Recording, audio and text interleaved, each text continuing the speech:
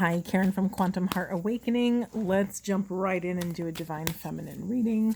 Spirit, what do we need to know about feminines for the highest and best good of self and the planet? What are they working with? What blocks are showing up to love? Anything else? We already had a few cards pop out. Let's see. Okay, we have Mending, we have Yang, masculine energy, and Go the Distance. Okay, I mean, wait, we're having trouble focusing. There we go. Hope you could see that okay. Okay, let me just see what's on the bottom of the deck.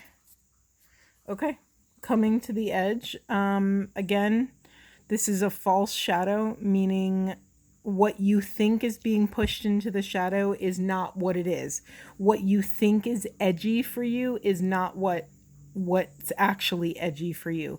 So this is telling me be open to receive awareness around a vulnerability, something that may hit you out of left field. I'm not saying it's dramatic or something to worry about, but I am saying be open to learning something new about yourself, because something, a person, a place, a thing, an experience, maybe even words or a phrase or the way someone speaks or what they speak about might activate something in you, which will trigger this kind of new awakening around like the edge of self, right? Something that's a little edgy that you didn't plan on, or you weren't in the know about. Okay, so let's move that aside.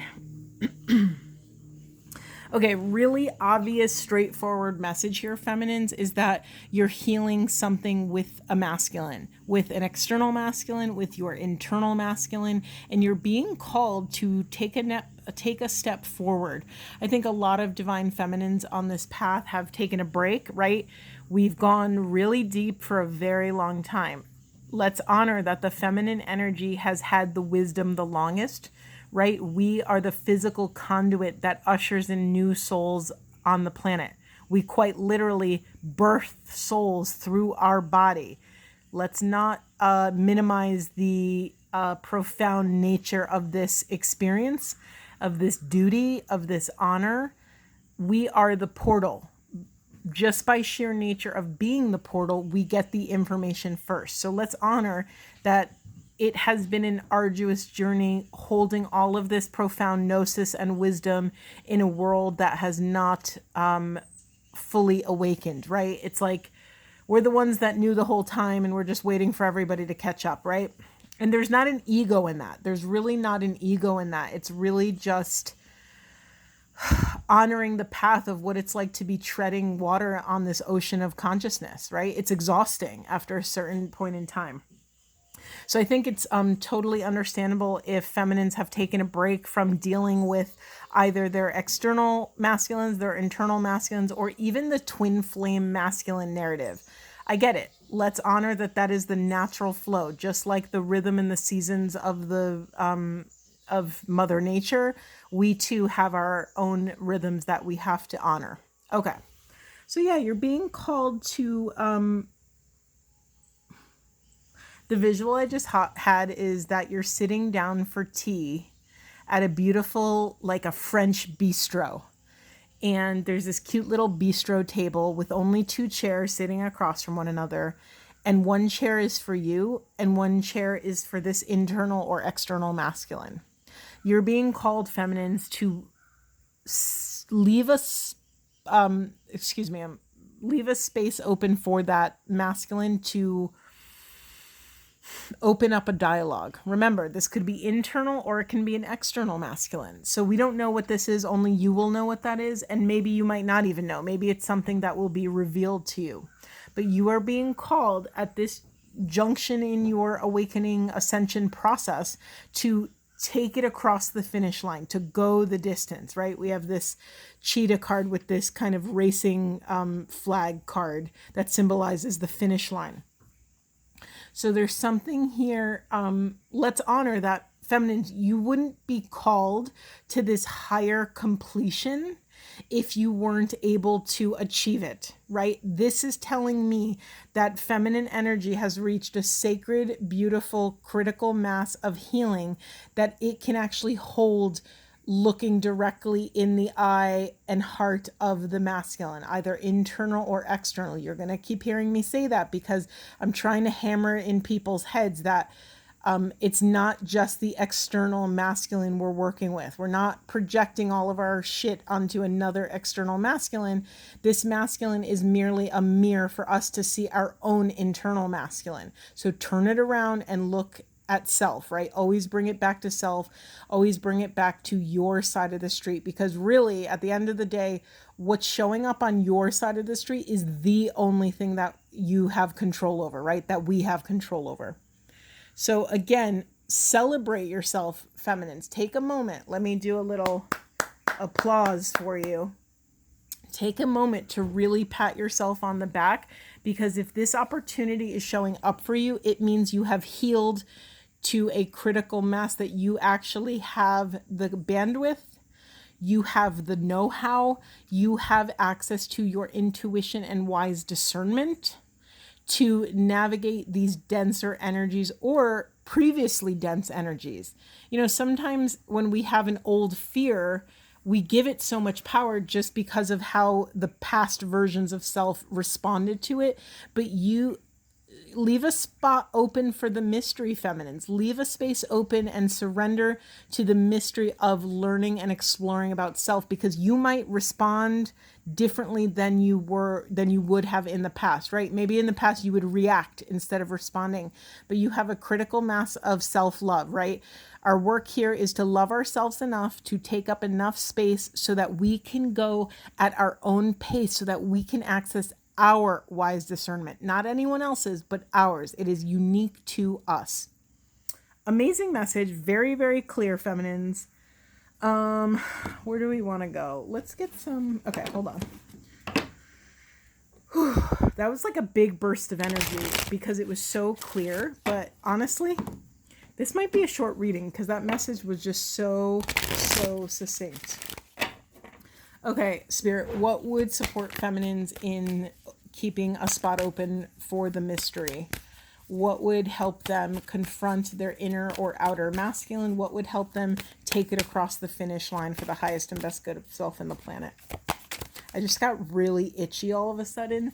So, yeah, like I honor that if some of these past confrontations or circumstances with your external or internal masculines made your skin crawl, you know, let's honor the cringiness. Sometimes we're really, you know, when we look back at our past selves and our behaviors and things we said and the things we were scared of, you know, it could be a little cringy, right? But honestly, honor that cringiness as a beautiful proof that you are not who you were. Right? Allow the ego to, when something's cringy, it's vibrating our ego, right? Our ego's like, ugh, I can't believe I did that or said that, or I can't believe I let that person in my life, or I can't believe I was so upset and got so defensive, or whatever the thing is, fill in the blank, right? But when we feel that cringe now, it's also the ego recognizing where we were. And to be able to even recognize it inherently implies that we're no longer there. Okay. Oh, one popped out and I didn't even see this. Wait, where can I put this? All right. We have adventure. Anything else for feminines? Interesting. We have a love partnership in reverse. And I just happened to put it on the go the distance card.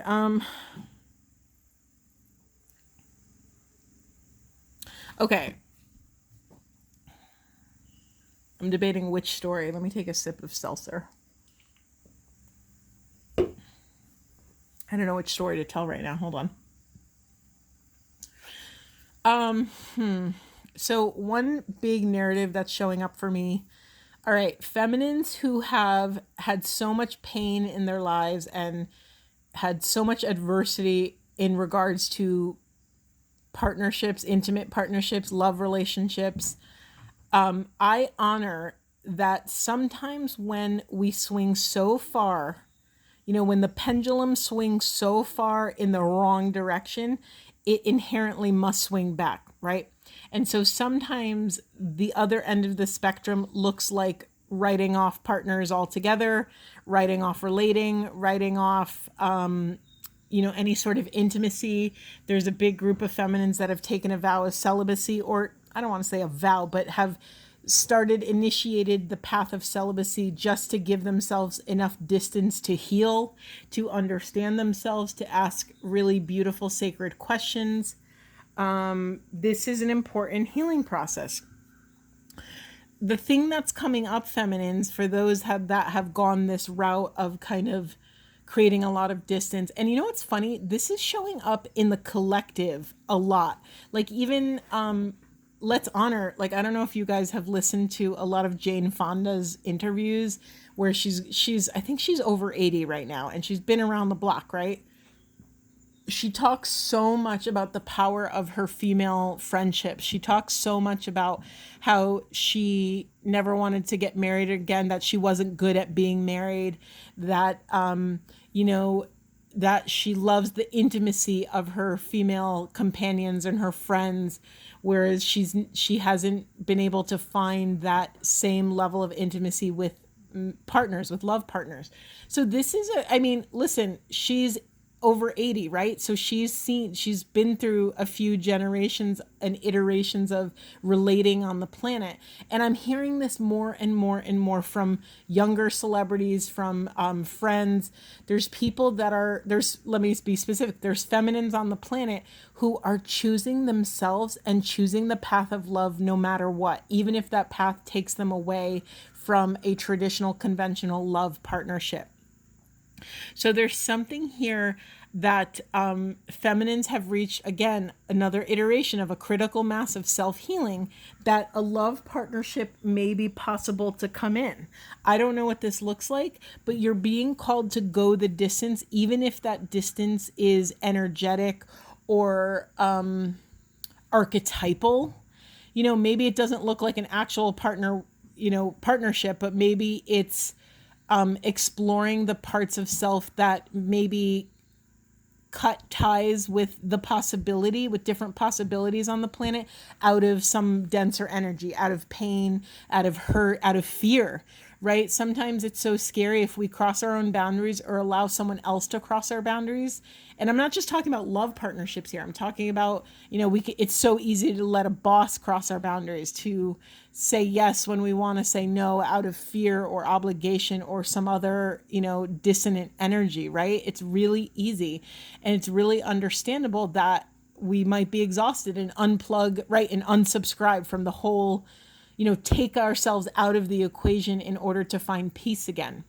Well, that's a sacred thing, and that process is gifting you a reference point for peace, for safety, for trust, for inner knowing, for surrender. But we're not meant to stay there forever.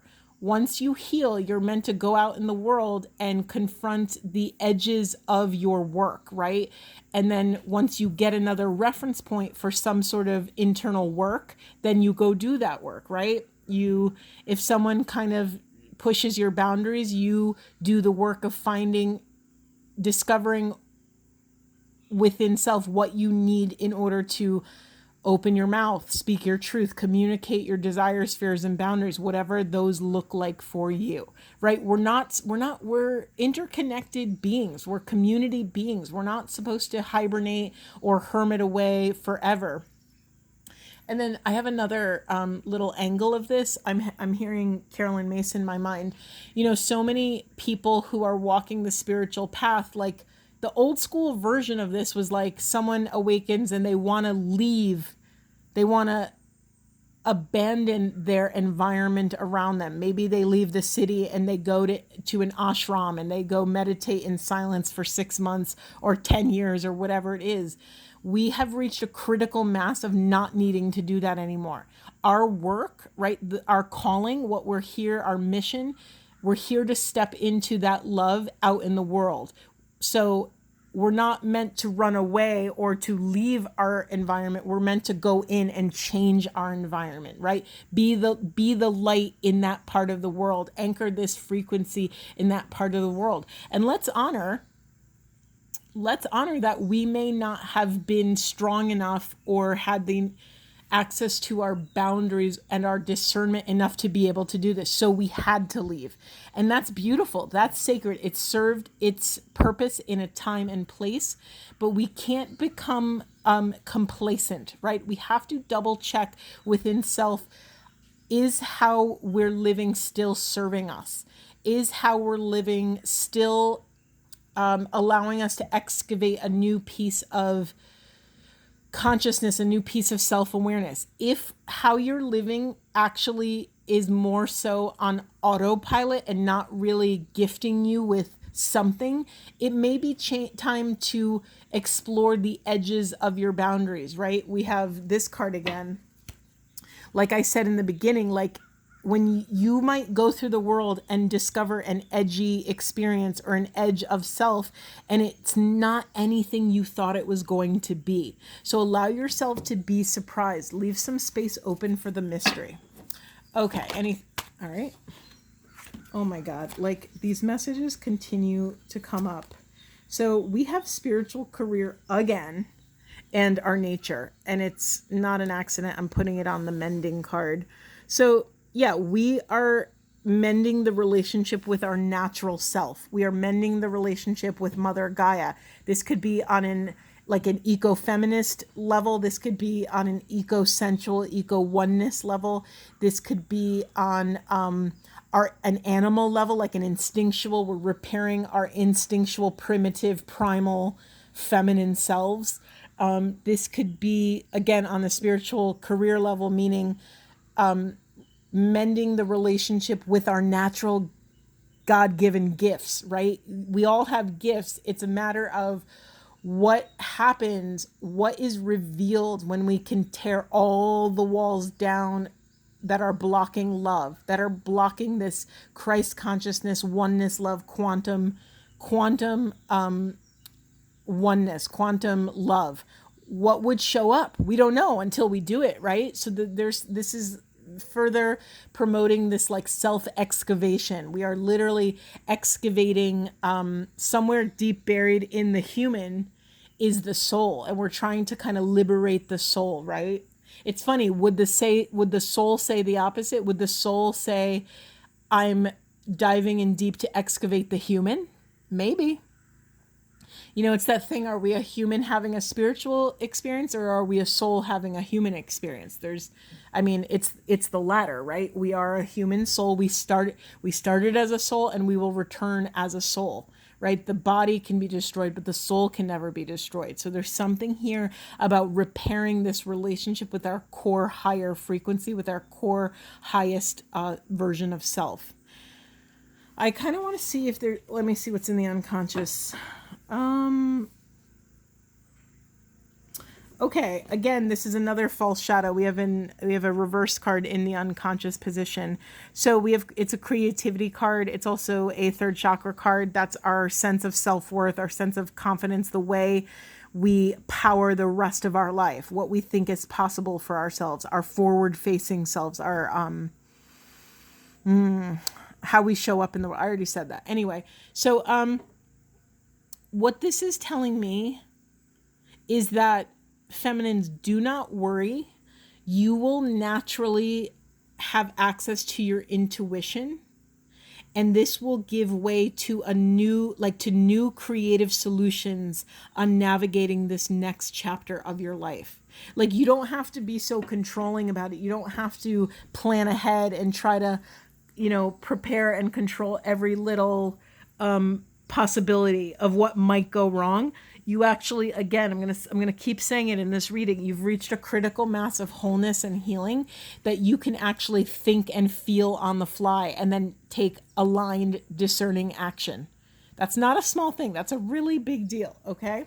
And then I didn't say it, but you may also, for some of you here, because of all this wonderful healing and wholeness and your new abilities and your confidence and all these sacred things, you may have access to a new adventure with your masculine. Maybe this is someone from the past. Maybe this is someone in the future. Maybe this is just your inner masculine and you're confident enough to actually step out in the world, penetrate the world with your creativity, your mission, your purpose, your gifts, your talent, your joy, your love, your sensuality, your sexuality, all things you, right? All flavors of you. You might feel just confident enough. Look at this card here. Yang, it's a lot of fire energy. Look at all this. And notice Yang, it's this symbol. It's the Holy Grail symbol, right? The Holy Grail representing the womb. The chalice is the wombs, symbolizing the feminine. And then the stem is the Yang representing the masculine. And when those two come together in union, in harmony, in balance, we have access to a tempered fire, a fire that we are in control of.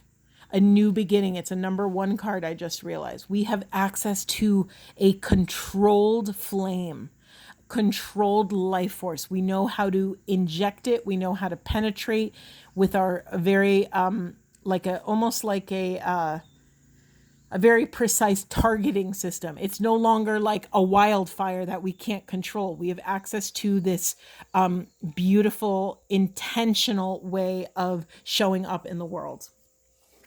Okay, I'm like loving this reading. Let's get some other cards.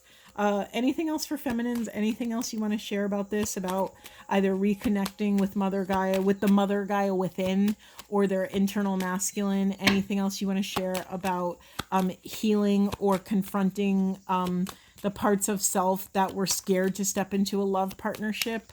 What would support feminines going the distance and crossing over this finish line? All right, I'm laughing.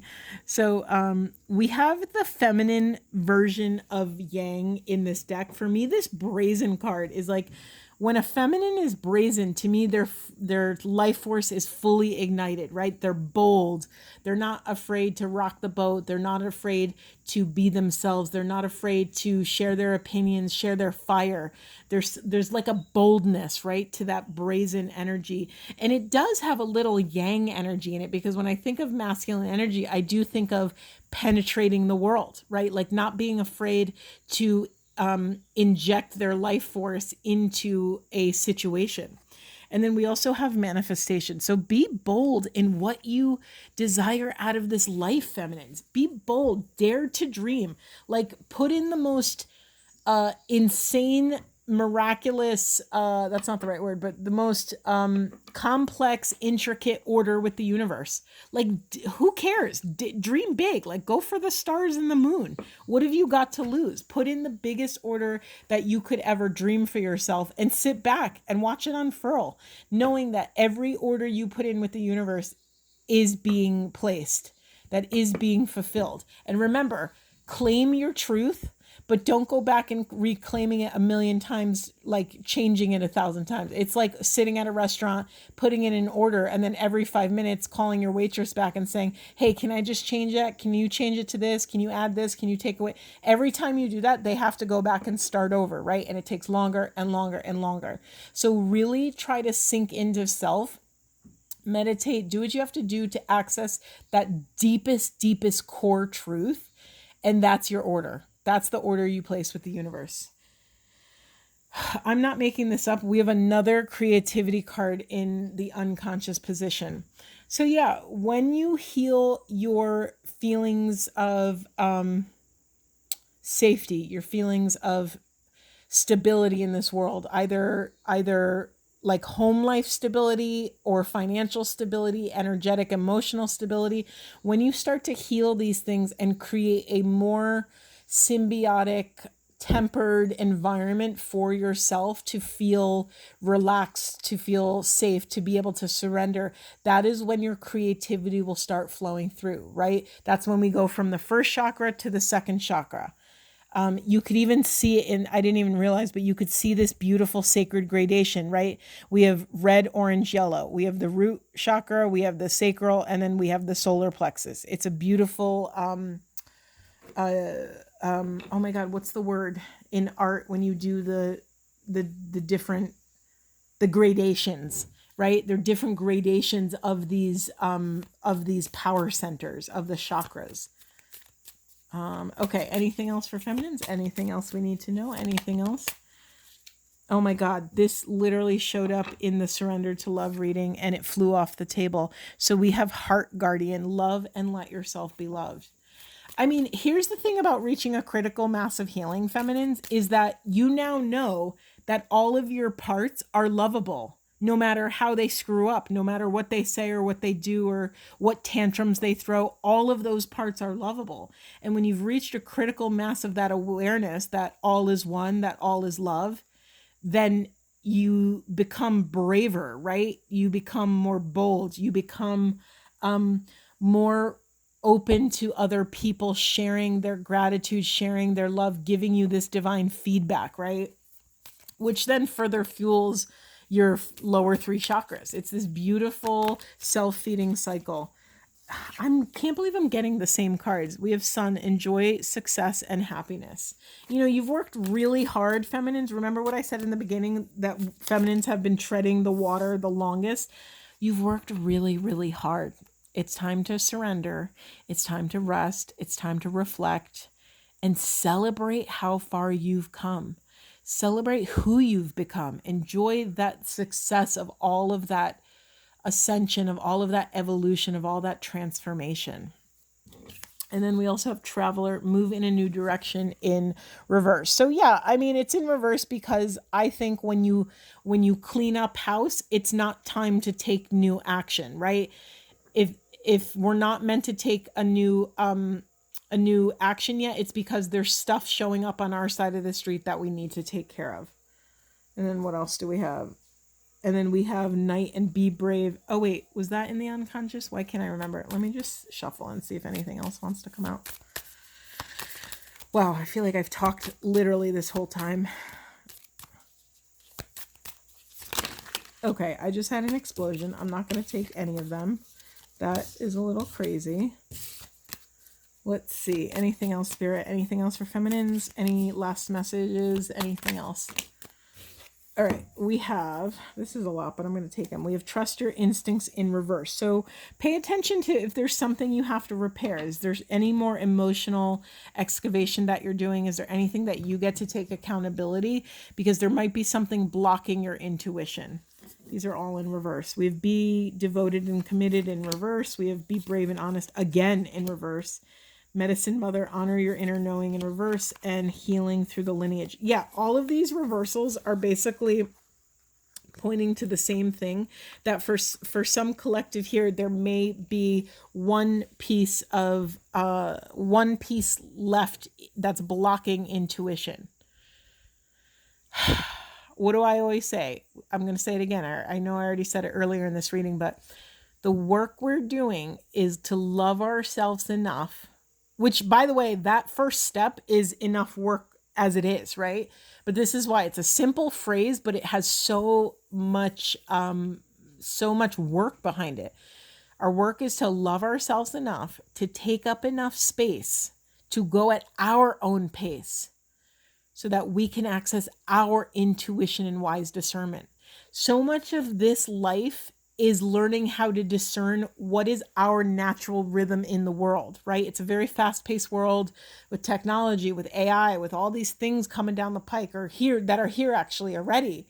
It's so hard to quiet the noise to access our inner rhythm, our inner frequency, our inner compass, right? Our natural rhythms. And everyone has their own core frequency. So you don't compare yourself, feminine. This is your work to discover, to excavate what is your natural pace. What is the sweet spot? Like, what is your sweet spot that you operate the best at? How much rest do you need?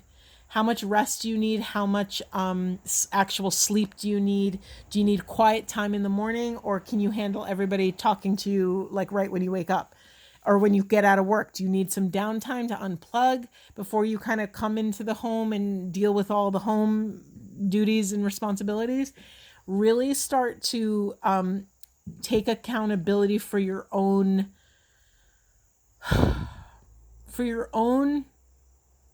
sustainable, desirable, pleasurable needs. It's really taking accountability for your own needs and then being brave enough to communicate that and with the people that you love, and to be daring enough to set boundaries around that which you need to be you. Beautiful feminines. I'm going to leave it there. I'm sending you so much love. Remember, take space to ground, take space to celebrate how far you've come. There's another adventure coming down the pike. So get ready. If you're not ready, again, take care of what's showing up on your side of the street. That's what we're doing here. We're learning to take accountability. Okay, I'll stop talking. Sending so much love. See you in the next one.